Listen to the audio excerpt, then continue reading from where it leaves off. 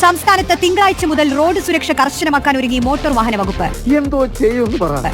പുക പരിശോധനാ സർട്ടിഫിക്കറ്റ് ഇല്ലെങ്കിൽ 10,000 രൂപ വരെ പിഴ അടക്കേണ്ടി വരും. വളരെ കുറഞ്ഞു പോയല്ലോ ചേട്ടാ. ചെക്കിങ്ങിന് ഇനി മുതൽ പോലീസിനെ പോലെ MVDയും റോഡിലിറങ്ങും. അങ്ങനെ പോലീസ് സേനയെ പോലെ ഇനി മോട്ടോർ വാഹന വകുപ്പും തിങ്കളാഴ്ച മുതൽ റോഡുകളിൽ തന്നെ.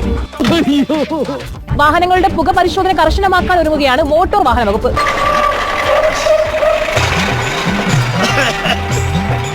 ആദ്യഘട്ടത്തിൽ 2,000 രൂപ, രണ്ടാം തവണയായാലോ അത് 10,000 രൂപ വരെയും. പാർക്കിംഗ് ഇല്ലാത്ത സ്ഥലങ്ങളിൽ വാഹനങ്ങൾ നിർത്തിയിട്ടാൽ ആ കുറ്റത്തോടൊപ്പം തന്നെ എല്ലാ സർട്ടിഫിക്കറ്റുകളും പരിശോധിക്കണമെന്നാണ് പുതിയ നിർദ്ദേശത്തിലുള്ളത്. ശുഭാപ്തിവിശ്വാസം കൈവിടുള്ളൂ ജനമാ.